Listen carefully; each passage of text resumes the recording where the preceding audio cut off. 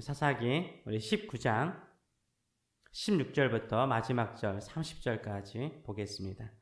같이 한번 읽어보도록 하겠습니다.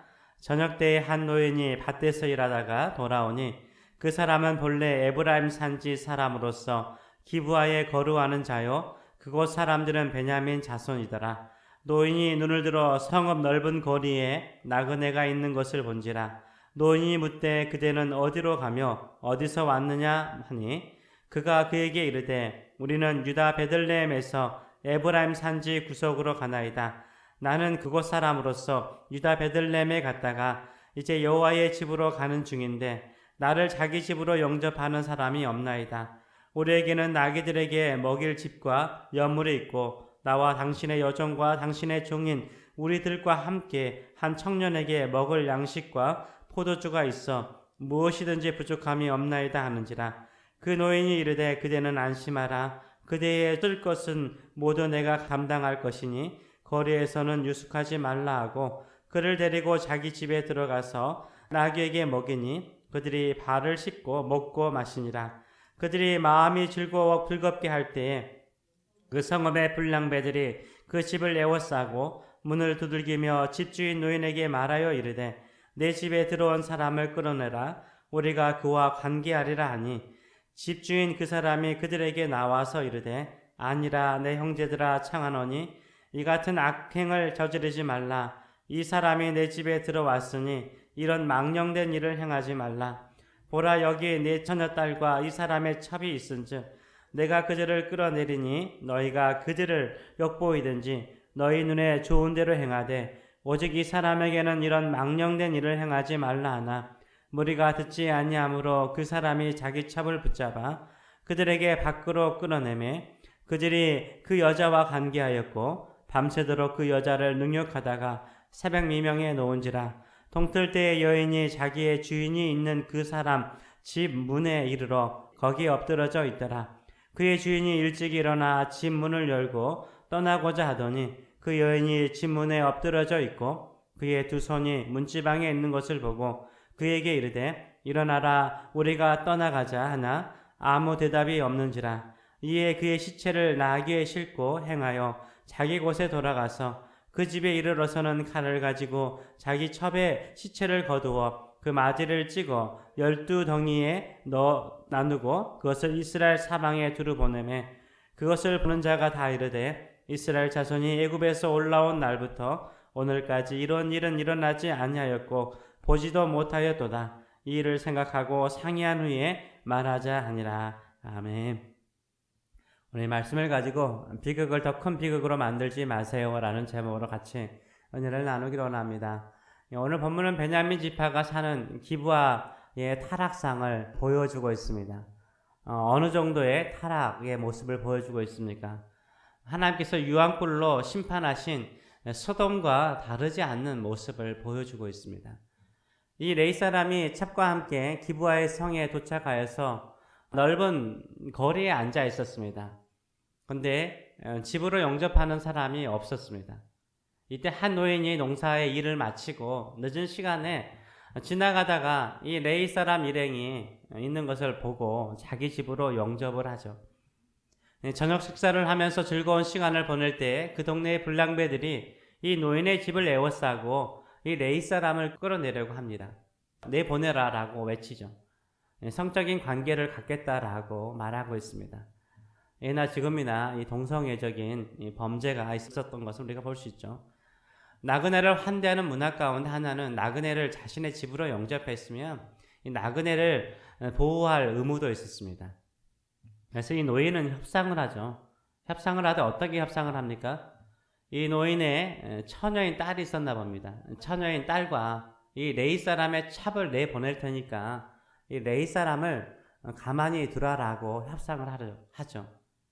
이 당시 여성의 인권이 얼마나 밑바닥에 있었는가를 우리가 짐작할 수 있죠. 이 불량배들이 이 말을 듣지 않아요. 오히려 더 행패를 부리자 결국 이 레위 사람이 행동을 하죠. 어떻게 합니까? 자신의 첩을 붙잡아서 밖으로 끌어냅니다. 결국 불량배들이 이 여자를 밤새도록 능욕하고 새벽 미명에 놓아줍니다. 26절과 27절의 말씀을 보게 되면 이 첩이 엎드려져 있는 모습을 아주 자세히 설명을 합니다. 동틀 때에 여인이 자기의 주인이 있는 그 사람의 집 문에 이르러 엎드려져 밟기까지 거기에 엎드려져 있더라.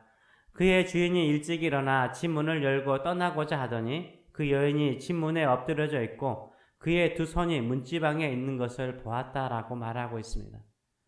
지금까지 이 레위 사람을요, 그 사람, 이 사람으로 성경이 기록하다가 여기에서는 이 여인의 주인으로 표현을 하고 있어요. 이 여인의 주인으로 표현하고 있죠. 첩의 주인으로 표현을 하고 있어요. 주인은 종을 보호할 의무가 있잖아요. 이 노인은 어떻게 하든지 자신의 집에 들어온 나그네 네이 사람을 보호해 주고자 하였습니다. 자신의 딸까지 희생해서라도 보호해 주고자 했어요. 그러나 이 네이 사람은요, 자기 자신을 지키고자 자신의 첩을요, 억지로 밖으로 밀어내서 욕보임을 당하고 죽게 만들어요. 이 첩의 남편이면서 주인으로서 첩을 보호해야 할 의무가 있는 남편임에도 불구하고 그 역할을 제대로 감당하지 못한 것들을 이렇게 주인이라는 표현을 통해서 책망을 하고 있습니다. 그러나 이 여인이 누워있는 그 모습 또한 얼마나 가슴이 아픕니까? 누워있다라는 표현을 계속 쓰고 있어요. 이 여인은 집 문에 엎드러져 있었어요. 그리고 두 손은 문지방에 두 손이 놓여 있었어요. 얼마나 간절히 남편이 있는 그 집으로 돌아가고자 하였는가를 우리가 볼 수 있어요. 결국 문지방에 두 손만 있고 들어가지 못하고 죽어버립니다. 아주 슬픈 이야기를 이렇게 담백하게 표현을 하고 있습니다. 이 모든 표현은 우리에게 무엇을 보여주고 있습니까? 바로 가나안 땅에 정착한 이스라엘 가운데 소돔과 같은, 하나님이 심판하셨던 소돔과 같은 타락이 있었음을 보여주고 있어요. 하나님께서 불로 심판을 받아야 할 만큼 타락했던 이스라엘의 사회상을 보여주고 있습니다.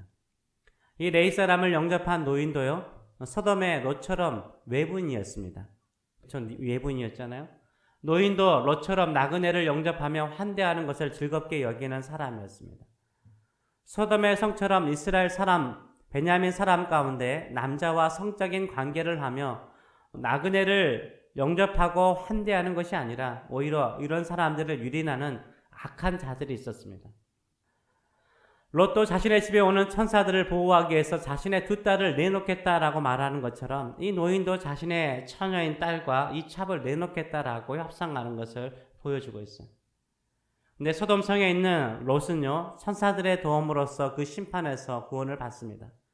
그러나 소돔성은 하늘에 내린 유황불로 심판을 받죠.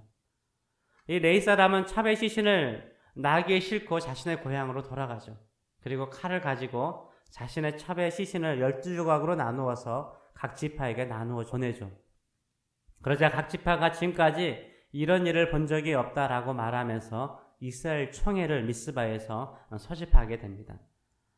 결국 레위 사람의 비극이요, 이스라엘 민족 전체의 비극이 되어버립니다. 레위 사람은 자신의 첩 한 사람을 잃었지만 나중에 이스라엘 사람들은 베냐민 지파의 싸움을 통해서 수많은 사람들의 생명을 잃게 됩니다. 레위 사람에게는 엄청난 충격적인 비극이었습니다.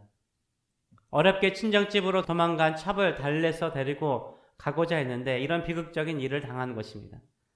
이방인 도시보다는 같은 민족인 베냐민 사람들이 사는 기브아가 훨씬 낫다라고 생각했는데 오히려 불량배들에게 첩이 역공임을 당하고 첩이 죽습니다. 모든 것이 물거품이 되어버린 거죠. 이 레위 사람에게도 엄청난 비극입니다. 그러나 또한 누구에게도 비극입니까? 하나님이 보시기에도 이것은 엄청난 큰 비극이죠. 이스라엘 백성들을 종되었던 애굽에서요, 구원하여서 가나안 땅에 심으신 그 목적이 무엇입니까? 그 가나안 땅에 팽배해 있는 그 죄악을 뿌리 뽑고 거룩한 하나님의 백성을 심고자 이스라엘 백성들을 심어 놓으셨어요. 그런데 그 나무는 자라는 것이 아니라 오히려 잡초로 자라가고 있었어요. 이거 얼마나 큰 비극이에요. 하나님이 보시기에도 큰 비극이었습니다.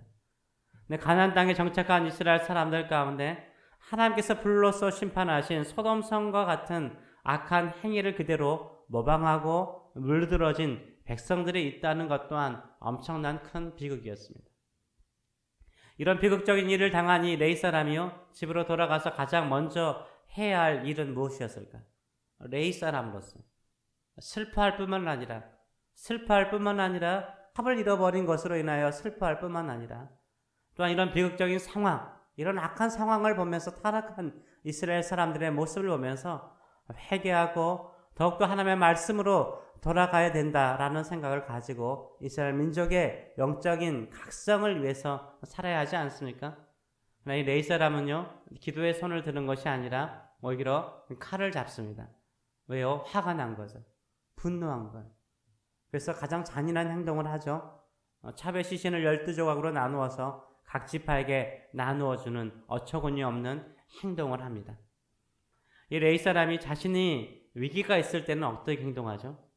25절의 말씀을 보게 되면 자신을 지키기 위해서 자신의 찹을 붙잡아요. 억지로 붙잡아요. 그리고 억지로 밖으로 밀어내요. 이렇게 무책임한 사람이었어요. 그런데요, 찹이 죽자 어떻게 합니까? 분노하잖아요. 화를 내잖아요. 그리고 찹의 시신에게 아주 잔인한 행동을 합니다. 레위 사람은 이 문지방에 있는 찹의 두 손을 보고 무엇을 생각했을까? 찹의 두 손을 붙잡아주지 못한 자신의 손을 부끄럽게 여겨야 되지 않아요? 문지방까지 와서 문을 두드리는 그 손을 붙잡아주지 못한 자신을 부끄럽게 여겨야 되지 않아요? 그러나 이 레위 사람은 밖에서 찹이 무슨 일을 당하는지 아무 생각도 하지 않고요, 자빠져 잤어요. 그래서 아침 일찍 일어났다라고 말하잖아요. 일어났다는 자고 일어난 거죠. 아침 일찍 일어났지만 잤던 거죠. 그리고 아침에 일찍 일어나서 길을 떠나요. 왜 아침에 일찍 일어나서 떠났을까요? 그 자리를 빨리 피하고 싶었던 거죠. 이 사람은 문제가 있으면 어떤 사람이요? 회피하는 사람이었어요. 먼저 회피하는 사람이었어요. 이렇게 회피하는 사람은 어떻습니까? 회피하는 사람은 책임을 지지 않으려고 해요. 책임을 지지 않으려고 하는 사람은 항상 뭐 하죠? 남의 잘못을 보고 남만을 탓하죠. 남의 잘못에 대해서는 쉽게 분노하고 크게 화를 내요. 그래서 오히려 더 큰 비극을 만들어내는 경우를 우리가 보게 됩니다. 시대가 아까울수록 시대의 잘못으로만 돌릴 것이 아니라 우리에게도 책임이 있음을 기억하고 기도하시는 저 여러분 되시길 축원합니다. 그래야만이 우리가 이 시대를, 이 세상을 새롭게 할 수 있어요. 이 레위인의 첩은요, 마지막까지 진문까지 기어왔어요. 그리고 진문에 엎드려져 죽습니다. 그리고 마지막까지 두 손은 문지방에 있었어요. 이 땅의 악과 죄악에서 어쩔 수 없이 고통하고 벗어나고자 하는 수많은 사람들이 이 땅에도 있습니다. 그들의 손을 붙잡아 줄 수 있는 성도들, 그들의 손을 붙잡아서 살릴 수 있는 교회가 될 수 있도록 기도해 주시는 저 여러분 되시길 축원합니다.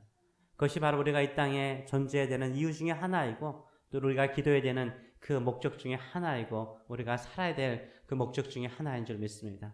기도하겠습니다. 살아계신 하나님 아버지, 우리가 보호해주고 또 책임져 줘야 될 수많은 사람들이 있습니다. 이 세상의 악함으로 인해서, 이 세상의 죄악으로 인해서 고통당하는 레위 사람의 첩과 같은 사람들이 도처에 있습니다. 세계 곳곳에 있습니다. 교회의 문지방까지 그들의 손이 왔음에도 불구하고 붙잡아 줄 수 없다면 그만큼 더 큰 비극과 아픔은 어디에 있습니까? 세상에 수많은 교회들이 있는데 그들에게 사랑의 손길, 또 구원의 손길, 또 예수 그리스도의 복음의 손길을 통해서 그들의 아픔과 슬픔과 고통을 씻어주고 구원하며 생명을 살리는 우리의 삶과 교회가 될 수 있도록 축복하여 주시옵소서. 감사드리며 예수님의 이름으로 기도합나이다. 아멘.